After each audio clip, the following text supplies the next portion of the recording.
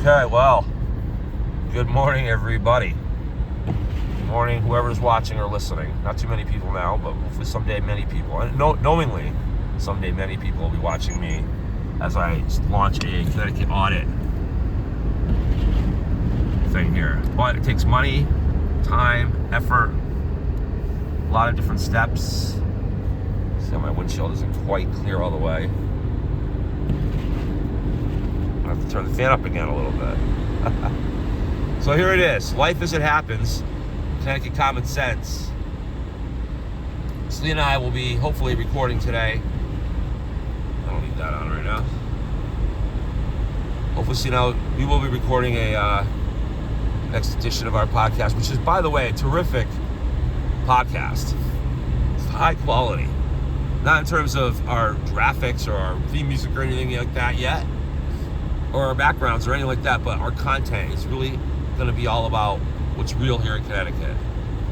And we plan on making it much, much better, much more interesting. Not just our podcast, but other endeavors. It's like my second career. When I was a child, two things I wanted to do. One was be an investigator. And the other was, really the main one was, be Red Sox play-by-play broadcaster. But that dovetails into broadcasting and journalism. And I did well in my journalism endeavors in school. I have some accolades from that I can't verify, unfortunately, over the years, but Mr. Olson would tell you, my old English teacher, that he thought I was gifted in journalism. I ended up going to the Connecticut School of Broadcasting. Let me throw that in there. Can't even prove that, believe it or not. I think somewhere I could prove I really went to bat. Some of the people that went there, like Steve Wayne, who was an old DJ at WCCC. So I have some background in broadcasting. I dabbled with it. But things like children and marriage and responsibilities, got me full-time working at the Loomis Chafee School. That's where I worked for many years. Did a lot of different things for them, for their fundraising department, their alumni office. They called it their alumni office. How cute. Their alumni. It was a fundraising office is what it was, where they try to get money out of their alumni, their parents. But the people that worked there were great. And I have not a bad thing to say about Loomis Chafee. It was a good place to work for a long time. 14 years I worked there. But at any rate, the other thing I want to do is be in broadcasting. So my attention is now being turned to that. To journalism and real hard investigative journalism, essentially. On January 6th, Celine and I are going to have a very special guest running for the 5th District, John DeBarros. He's got a lot to say about what's going on in Connecticut and around the country for that matter. What's at stake and why it's so important that people get involved. What we need is a little committee of about 5 or 6 people that want to spend as much time as possible. It's not even money we need, it's time. Some money, but most of the time. Time and money. But it's not just money. There's so much at stake. I find there's so many people, Republicans, that were active in politics over the last 15 years or so, that have just had it, thrown in the towel, essentially. That, we can't have that right now. Because now the people are recognizing what's going on. It is hard to rally the people. It's really what needs to happen. Watching Ken Burns' documentary about the Revolutionary War, there's a lot of parallels going on here, people. No, they're not redcoats marching around, but we have Marxists all over our state and all over our state and all over our country. How do we end up with a guy like Mondami as the mayor of New York? That's insane. That's dangerous. We have people here in Connecticut, by the way, like that, like the Attorney General Wu. I want that stupid little piece of ice go off my windshield. What a shitty defrost system. I gotta turn off the heat. Me, I'm just an ordinary guy. I'm a regular working guy like everybody else. Eventually, I left Loomis Chafee to go work for a childhood friend in the investigative field. Started off doing his books. I ended up doing some investigative work, becoming an investigator. And eventually, when I had the experience necessary, I started my own business. Here we are. And it's been great. And I like being an investigator. I'm always going to do it on some level. But I think it's time to expand the business to I see that. Actually, the two are all connected. Investigative journalism, right? Jeez, the revelations we have. I want to say something else. On a personal note, that I do want to talk more about Maha a lot this year. I have some New Year's resolutions this year, and it's about my eating habits, which have been so good since August. It's not about destroying old bad habits. I've done a great job of doing that. And I think I want to do a whole show, I think there should be kind of common sense, Maha. So this is a network of podcasts we want to do here. If you're into journalism, you want to join me in this Connecticut Common Sense. We can expand it and make it the true source of information in Connecticut. Not WFSB, not WTNH. I got a tour of WFSB once when I was in broadcasting school. Also, WWLP up in Springfield, West Springfield, 1222. I've toured both of those stations over the years in my endeavors. They have cool little setups there, But they're not telling you what's really going on. It's funny, these local stations, they get away with being fake news because they're not really fake news. They don't lie to you. They just leave out the good stuff, stuff that's most important that's really going on. They just don't cover it. They don't cover the real news at all. It's not fake news. You know what it is? It's bait and switch news. It's distraction news. Now look, they have an obligation to cover the local incidents that happen, unfortunate murder, stabbings, these terrible things that happen around Connecticut. It takes up some of their time. I get that, so that kind of mitigates some of this. Well, I think that the local news needs to do a better job. Like when I ran against Proto, they did a terrible job.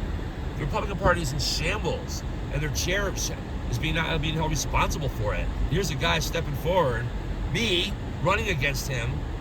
Nobody else would. That should be something that the local stations would be all over, I would think. That's a story, Isn't the Republican Party one of the two major parties in this country, in the state of Connecticut? Yeah. I mean, that sounds like a really hard-hitting story for your Jim Weissviches and political guys. I like to think a guy like Jim Weissvich would have been all over that. I think he would have. Maybe we should ask him, get him on our show. Is he even still alive, Jim Weissvich? I don't even know. He was a good dude, I think. We have some real media here in Connecticut. It's ridiculous, Someone's got to step up the plate and do it. Anyway, I had a great Christmas. I really did. And family, I mean, again, it's a personal kind of day. I took a few days away from posting anything or really much to, go through the holiday and just reflect on a lot of things. So there's a lot of things, really, even on a personal level. Family, things like that. Wow, what a subject, fam. Family is our family and our closest friends are really our biggest ally in this whole thing. And it's not disconnected with politics, unfortunately. I wish it was, but it's not. It's not disconnected. It is the real battle in geopolitics has always been between the state and the family. And when I mean say family, I mean families and individuals in those families. There used to be a time when extended families would live together in larger estates and things like that. Those were powerful entities of family. I mean, more of that. Nuclear family is great, but at some point in our past, I think our extended family camaraderie was broken down into the nuclear family in this war against the family. Nuclear family is like the stronghold that we have left. But I tend to think that the extended family, pulling up and working together, is really what's most powerful. And I'm just going to say one thing on a personal note. I was adopted at birth. You know that? The profundity of that is really something else. As a baby, I'm not sure if my mother even got to hold me or not when I was born. I don't think so. I think they whisked me right away. That's pretty profound stuff. Anyway, I say that because that happening to me gives me sort of I think I've realized a really good way. That's why I'm a realist, I think. I think most people are caught up in, again, too much pessimism, too much optimism, or the opposite, too much pessimism or optimism, one or the other. Their thinking tends to get skewed one way or the other, and I don't have that. And I think that might be why. I'm taking this light. I'm breaking the law, breaking the law, breaking the law. Send me the ticket, it's okay. Such a criminal. No, not a criminal. I follow the law all of that time. Look, that's a situation where no one's gonna get hurt, and I just gotta get to where I'm going here. Come on. But anyway, I feel like for the last year plus now, since Thanksgiving of last year of 2024, that I've really given us everything I can to try to bring together common sense Republicans. And yeah, I ran against Proto, and I was going to run against Larson. I'm going to get into depth as to why that didn't happen. I feel like a fool sometimes because I was really sure about it. I even did a notebook full of, broke down I'm going to still use that notebook, by the way. Notebook's still great, but I had a treasurer and a manager lined up, and they just ghosted me out of the blue. I think they might have been threatened. I really do. I don't know. The lack of communication, all of a sudden, it went from, well, look, this person was never really good at answering the phone right away, but always got back to the ultimate way, you know. But it was only a conversation here and there. Someone I've known for years, trusted, but that ultimately, when it came down to, okay, it's time to start a campaign, which means we're going to have a lot more communication, suddenly it just dried right up. Both, though, in a way that makes me wonder. All right, I'll stop for this one, all right? For all you people that want me to obey every little rule, I'll stop for this one. Oh, I'm such a good man, such a good law-abiding man. I think my future is in journalism. That's where this needs to go. The people, and we need to hold Connecticut accountable. The corruption stays absolutely, positively out of control. And I feel like at this point, there is an element of an enemy. We have an underground war, velvet kind of red coat type of thing going on here in Connecticut. That's why I think it's so important. You know, and Fox this morning brought up the idea of a draft where young people should be forced to serve in the military. I gotta tell you, that's where I break with Trump. I don't think it was Trump saying that. They're talking about it. They're just bringing it up tossing it out there, I think, as an issue. That's where I break with I am not in favor of a draft. I'll say this, only in the most extreme of imminent threat circumstances to our very well-being in our homeland would I say that a draft would be maybe necessary to literally defend ourselves, self-defense from an impending military attack on our homeland type of thing. Like the Revolutionary War. Just not quite different from what we have now. Now I'm wondering if I am okay with a draft. No, seriously. I see a draft as a last resort. Wait, where am I? Yeah, okay. I see a draft, any kind of conscription is just bad. Just forcing people to fight. I don't believe fundamentally in forcing anyone to go fight for a cause they may or may not be in favor of. Now, listen, to save America, that's a cause everybody should be in favor of. So I'm not against conscription in the most extreme circumstances. Certainly not now, although I'll say we do have a civil war situation. I believe the left is fighting a civil war against us already with their violent rhetoric and the violent acts that are happening. They're not doing it with an army, but they're doing it through trying to motivate the unhinged to act. That's pretty disgusting. When you say some of the things that have been said on TV by senators are really not free speech, but I understand Trump doesn't want to be. We start arresting senators and Congress people for inciting riots, essentially, which is what they are, breaking the law. When we start arresting these people, it's going to foment their rhetoric even more. Oh, she's arresting us for our free speech, which isn't. It's technically not. They're basically yelling fire in a crowded theater when they're saying some of the things, not all of it. Some of the most extreme rhetoric that's being said on the left, especially like someone like Crockett. Even AOC on a couple occasions. There's others that have said, even a couple, I believe Larson said a couple, he hasn't said much, but a couple of things he said were pretty bad. Basically saying, let's go to the streets instead. This is a war. Is it Tisha that said that? A couple of those people said it's a war or whatever. Look, I'm not afraid to talk about any subject. And that is not free speech when you say those things. Time to fight. What do you mean by fight? Now, so it is really getting dirty and bad. And I think this is the point where it could erupt into a civil war. We got to be ready if it does. But I don't think conscription's necessary. But I think, I'm not 100% against it, but I think it has to be pretty damn clear we're an imminent threat, which I don't think we're quite there yet. This can still be done in the ballot box, by the way, but we need to make sure there's no election fraud. We need to make sure corruption is exposed. Make sure Republicans come out in massive numbers. Vote not for affordability, but to save this country. For love of, oh my God, here we go. You're testing my patience with these lights. I could have done that one. Jeez, man. So today we got a couple to serve, one down in New London, and then we got to go to York, actually, and serve an inmate. Now, the thing is, I would love to videotape that entire thing. And I'm wondering if I should. They probably don't let me bring my cell phone in a restricted area. I watched some of these audits at correctional facilities.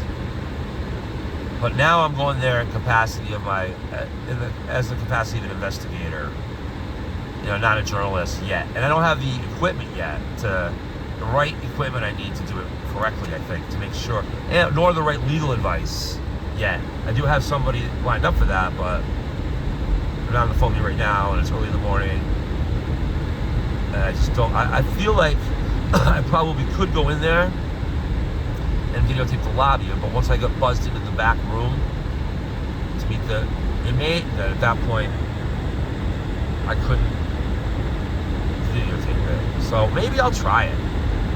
But the fact that I'm doing it in the capacity of an investigator, as my job for this particular client, but this is the stuff I gotta work out with. I need an attorney. I have an attorney. I gotta work it out with this attorney, Gotta work out a deal. I think telephone work might be in order.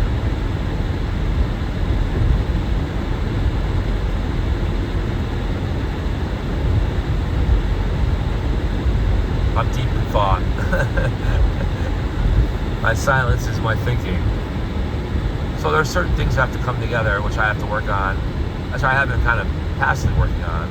I'm working on my first business, which is investigator, which we're looking to do more with. I have a partner in that now, or soon to be a partner, someone I brought on to help me a little bit. Hopefully going to make a partner. I think he's pretty sharp and knows what he's talking about. Has that mathematical ability like I do, which accomplishes a lot. So, the more we step into this stuff, the more we present the potential for repercussions. I've already heard some first-hand stories of, we all know about John Flynn and some of the subtle stuff they're doing, these conservatives. And I think that the strange ghosting of my treasurer and my manager, which really led to, and I had people that are very close to me saying I shouldn't really run. They wouldn't really support me running. And then I have my own family that's afraid of me running. It's crazy. This is back in the 80s or something. I think everybody would run 100% behind me, but it's about repercussions. People are afraid of the other side. It really is kind of like a Nazi Germany kind of thing. But the Nazis are the Democrats, not us. They're the ones that are doing threats and violence. They're the ones using these tactics. There's a good and an evil here. The Democratic Party, evil has manifested itself in the leadership of the Democratic Party. And that's the bottom line. This doesn't go for the Democratic voters, per se. Check out walkaway.org. We're going to start publicizing that more. If you're a registered Democrat, you've been voting Democrat all these years, and you see what's happening with the leadership of the party, and it's making you scratch your head a little bit, then go to walkaway.org. Check it out. Probably should have a representative from that and Turning Point for younger people, younger Democrats, Democrat young men and women. I also have a unique ability to remember what it was like to be a kid, to be a young adult. I really do. I think a lot of adults lose sight of that when they get older. Like I call it the Mr. Hand syndrome. Remember Mr. Hand from Fast Times at Ridgemont High? He had no idea what it was like to be. At the end, he was kind of cool, but I call it the Mr. Hand syndrome. no clue what it's like to be a teenager or a young adult, even a formative kid. For some reason, I've never lost sight of any of that. I know how, it doesn't mean I'm immature, it just means I remember what it was like to be a young, college-age kid. Think you know everything. And believe me, I did too. You don't know everything, but you know a lot. I'm not disrespecting what you know. Some of you know a fucking lot. Look at Charlie Kirk. Jeez, he was only, 31? He was only 30s, right? He knew everything. He was all wise, all knowing, that guy. He was amazing. So, there is great power in youth and great wisdom in youth. So no, I'm not denying that. But life experience is lacking still. Let's face it. When you're under 25, you just haven't been around the sun enough times to have that. And believe me, I felt the same way. I was like, what do I possibly, I should say, what do these old people possibly know more than me? I recognize they were older than me, they've been around longer, but it's obvious when you've been around longer, you learn more. It's just simple, again, common sense. Not just Connecticut common sense, but common sense. We're going to keep coming back to that theme on this channel, as small as it is right now. So, really, it's about time management. And I have to spend so much of my, look at right now, I'm doing double duty right now. I'm doing some podcasting here, but I'm also driving to New London to serve a subpoena. And the address, I'm pretty sure, will be fake, but we got to check it out anyway. Pretty sure the person will not be there. There's a lot of fake addresses, and I get sent to in New London to serve subpoenas, and there's never anybody at these places. So I don't know what the hell's going on with it. It's true. It goes for all the.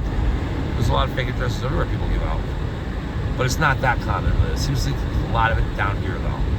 Just saying. And then I gotta go to York, and I'm debating on whether I'm gonna tape it or not. I can't tape inside, but am I gonna tape inside the lobby? There's three options, really. One, tape over with the Joby. Two, tape over, just phone in pocket. Or three, don't tape it at all. I think I'm gonna go with two. I'll just put it in my pocket. Just let it roll. And then I'll put the phone in the locker. I'll shut it off. That'll be it. It'll probably be relatively brief. I'm not even sure what's gonna happen if they might bring her out. No, they'll probably have me go back there. I'm probably better off just leaving the phone in the car, honestly. It'd just be a lot easier for me to. But then again, they might make me wait. Might have some time to film the lobby. I don't see why not, really. Oh, it's just the lobby area. I'll shut it off since we have to go back there. But I don't want to fuck up the case. Excuse my language. I'm trying to swear, I get common sense. I am human after all. I don't swear very much, even in real life. But when I get mad, sometimes they come out. They'll come out in a little burst, a little Tourette-style burst sometimes when I'm angry about something. But generally in discussion, I don't use it much, swearing much. Anyway, off the track. I don't want to, I think I might just go with the conservative here and just not tape this one. But this is the kind of thing I want to do, but I got to do it in the capacity of an investigative reporter, not just a hired investigator. Obviously, somebody hired me to go do this, and if I agitate them, I could potentially agitate, wrongfully so, of course, but I could potentially agitate the correction officer or whoever's behind the counter to kick me out. And then I won't get the job done, and that would compromise what I'm doing for the client, you see? So in this instance, I say, I decided to go with the what's smart move in honor of the confidentiality. I don't think there's anything legally or morally wrong with me doing it, honestly. Just to walk in there and have it in my pocket, just have it, okay, thanks, and I could probably do it covert. He probably wouldn't even know it was taping, really. Okay, I'll leave a locker, thanks, put the phone in and shut it off. Or I hold it, videotape while I'm sitting in the, chances are I'll be sitting in the waiting room for a little while waiting for them to bring her out. It's usually how it works. I walk in, hit them with my ID. I'll need my ID for this one. So I'm going into a restricted area, you see. I've been watching a lot of these audits because I'm going to be doing some of this stuff. Some of it. It's not like my only focus. But it's going to be part of what we do here. So I'm watching a lot, like Long Island Audit, Midwest Audit, some of these guys. This guy named Jason something, namesake of mine. Learning from it, you know? You learn from things when you want to do things, right? Follow stuff. So it takes a little time for a learning curve here. I know the law. I'm a natural at that. I know the law. I'm not a lawyer, but I know the law. I probably know the law better than 35 or 45% of the lawyers out there. No, I know the law better than 2/3 of the lawyers out there, I bet. I might as well be a lawyer. You know, they have jailhouse lawyers, guys that have sentences and they learn the law while they're in jail. Well, I'm like a free man lawyer. I wasn't in jail, but I learned the same.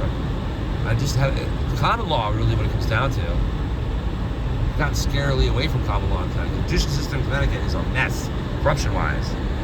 Worse than anywhere else.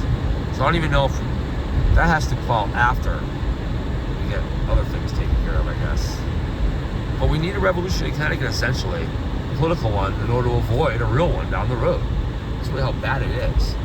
It's not just a normal thing. I mean, people need to stand up. I'm not in favor of forcing people to volunteer, but I want to put a little pressure on the people in Connecticut to stop. If you're willing to go out on a Saturday, on your day off, stand around for 3 hours in the cold to celebrate a UConn freaking basketball team victory, and I love UConn, believe me, you should be able to show up to fight for the freedom. It's a little bit more important than a basketball game. Also, I like basketball. And I do like UConn basketball. The men are looking great this year. Excited about it. I do watch the games. I attended 2 of those parades. 2 of their other previous men's championship parades I attended. To be honest, I don't follow women's basketball. I don't follow women's college basketball. I root for them, and I'm glad they win. If they lose, that's not good. I don't follow it like they do the men. I'm sorry. It just is what it is. We got a discussion about it once sometime. Call me a sexist. I'm not a sexist. It's not about gender, really. It's about the quality of the game. It's really, that's it. As a fan, I just don't want to watch 92 to 33 games all year long. You know? That's it. And maybe when the tournament comes along, it gets more competitive. That's great. But the problem with it is, I'm not, by that time, I'm like, you know, I'm not that invested in it. You know? So it's kind of hard to get that into it. So I'm a 10% fan, okay? Not 0. And I'm not against the women playing or anything like that.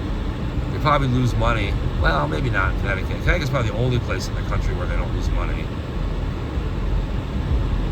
But that's another subject altogether. We're going to shut this off in a few minutes. I think we're going to come back and I don't know. I don't want to make any promises here.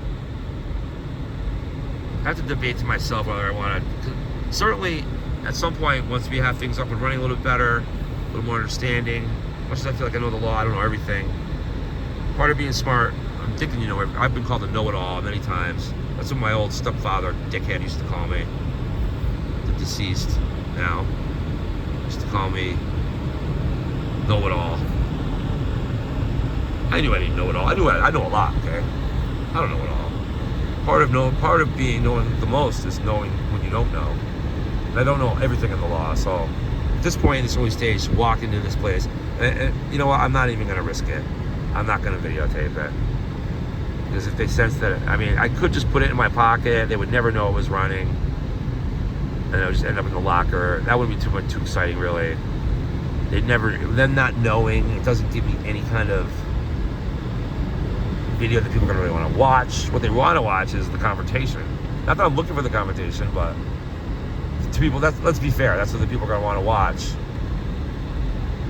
But really, it is going to be about standing up for our rights and reasserting them, actually. Not just standing up for them, but reasserting them. Taken away here in Connecticut big time. I might get a pistol permit, maybe. I've never had a firearm. I've used them before, and like some relatives have had them up in Vermont. And my girlfriend at the time, back in 2006 up in Vermont. I met her up at the beach in Vermont. She had a couple brothers, younger brothers. They were cool, but they were very, very hillbilly, man. Big time hillbillies. And they used to like to fuck with me. And they used my... I mean, I'm not dumb. I know guns have kickback. They have a kick to them, you know. This was a big, huge rifle they gave me to shoot. And I knew there was going to be a kickback to it. So to be fair, it's on me. But I was a little bit trusting of them. They were like, hey, no worries. Yeah, it's got a kick, but it's all right, blah, blah, blah. I put this thing right on my chest, up above my shoulder. You know, where my shoulder meets my chest bone there in the front. And I put it up against there. I took the shot. I'm lucky. These guys, man, like, I don't know where the bullet even went. The bullet probably almost went straight up in the air. Like, the bullet didn't go traject that far forward. The gun ended up going over the top of my head, laying on the ground behind me. And I had a bruise, dark bruise, black bruise, about 4 inches long, the length of the butt of the revolver, the height of the butt of the revolver, and about 1 inch wide. And the pain, it goes in, the shock and the pain together. I don't like surprises to begin with. And I was like trying to push back a little bit against what I thought was going to be a bit of a kick. They didn't warn me that this was like a horse kicking you almost. Really, I almost fell to the ground. The gun ended up on the ground. I don't know where the bullet went. I was kind of pissed because I don't know, I shot somebody or whatever. I think the bullet did go forward at some level. Probably projected like 45-degree angle, but it was a. Whew. Anyway, I have taken a gun course, so I know how to use one. 3 years later, I took a gun course. I was going to get a permit at the time because of my job as an investigator when I was employed. But it never ended up happening. The actual certificate never came. I don't know if I didn't want to pay for it or what happened with it. Boss had other plans. Maybe. I didn't care. I don't care to have a pistol, although maybe I'm coming to an age where I might feel like I need one. The world is getting more and more dangerous. And I've always maintained that if it got to that point, I would get one. But it's funny, looking at just not even having looked into it. Yeah, I did look into it a little bit back in 2009. This is what, 15 years ago now? 16 years ago now that was. Holy Christ. That long ago. That's crazy. I took advantage of my slowing down to get out. Good job, buddy. Can't be slow, but there we go. I'm sure there's even more restrictions now. The kind of fire groups you have to go through to get a pistol permit, to carry a pistol. Connecticut's a concealed state. If you carry once you have your permit, you got to keep it concealed, not open. But just all the restrictions is all against the Second Amendment. Really, in theory. In theory, don't get hooked up by this. Don't slice my broadcast. In theory, by rights, according to Benjamin Franklin and James Madison and those guys that refused to sign without a Bill of Rights. At first, they were going to pass through this Constitution without a Bill of Rights, by the way. And some bunch of people stood up. Certain delegates stood up and forced it, which is, I'd like to know who those people were. They were heroes. But anyway, according to that, no law should infringe. I should be able to just go to the store, buy a nice pistol, a nice holster, a nice little concealer, whatever. I got to conceal. It really shouldn't even be the conceal laws even against the. I believe it says no law abridging the use, or I don't know if it says use. I'll have to read the Second Amendment again closely. Certainly not the obtainment of, or use of, really. Protect myself, lawful use of. And just carrying it out in the open would be lawful, I would think. So even the restriction would say you have to have it concealed. I would consider that to be unconstitutional. So I should be able to go to the store, buy a nice pistol, take a class how to, if I don't know how to use it, although I do, but I feel like I want to take a class how to use it, I can. Shouldn't be forced to. And then have one, that's it. Gonna pay for it or whatever, yeah. It's on the market for it, man. I wish it needs a cleaning. The inside too a little bit. I don't know why it gets dirty on the inside like that. Alright, well, we're gonna shut this off shortly. It's been an interesting chat. There's a lot to talk about. We need political posses, man. Form a political posse in your town. And then call me. I'll come help you and tell you what needs to get done. I think you probably know what needs to get done. The New Sons of Liberty.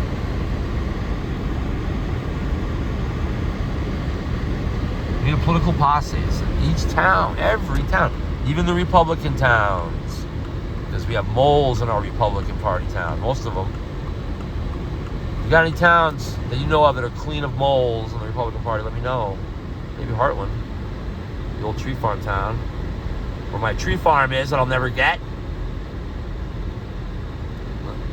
Well, it's going to be an interesting year. There's a lot to do. I have a second business to get started with. Anyway, I'm gonna go.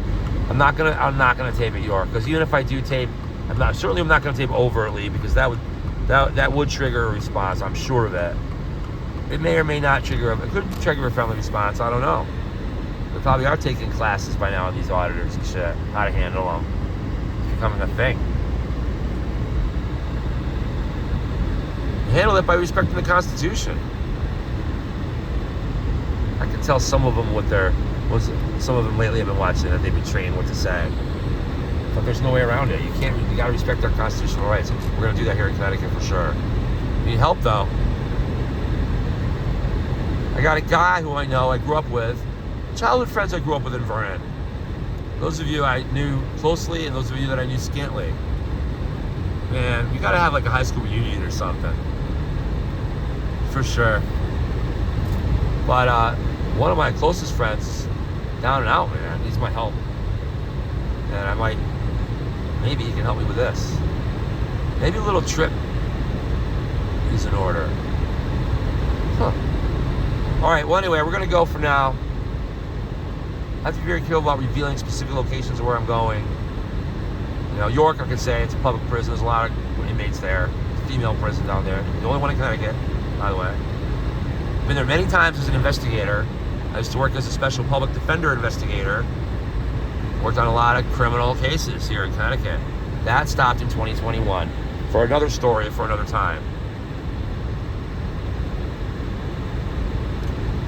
That could happen again at some point. I'd actually like that. They don't pay crap for hourly wage now. Really bad. But anyway, we're going to check out. We'll come back at some point soon. Selena and I are going to be podcasting later. Our next edition of Connecticut Common Sense. So I hope you will watch. Please spread the word. Like us. Subscribe to us on YouTube. We're also on Substack. We're also on Rumble. We post on Facebook when we're done. I do that on mine and on the Connecticut sites on Facebook. Connecticut Radical Republicans, which is our private site.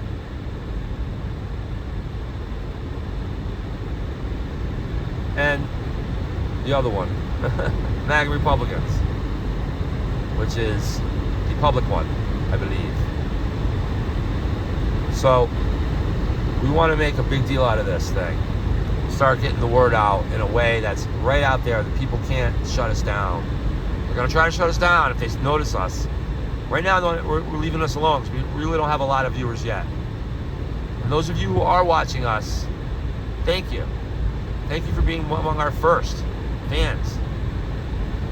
Those of you who have subscribed to us, there's 38 of you right now. Thank you so much. Check us out. We do have valuable content. We have good intellectual, deep content here. And we're not afraid to talk about any subject, really. Religion, even. Politics, for sure. Corruption. Election fraud. Oh, man. You should have a whole show, a whole podcast just about that. Because that's why we're going to lose next year if we don't fix that.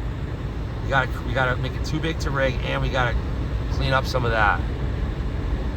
I mean, it is over. Their corruption, their election fraud is absolutely over and deliberate and just systematic almost. They talk about systematic racism. That's a bunch of bull. There is systematic election fraud. There is. And it's not just Torrington or Bridgeport, by the way. They're just the ones that got caught. Anyway, I got to go for now. We're almost at 40-minute mark. And it's time to go. I'll be back soon. Join Selena and I later at Connecticut Common Sense Podcast. God bless Connecticut. God bless America. And Happy New Year.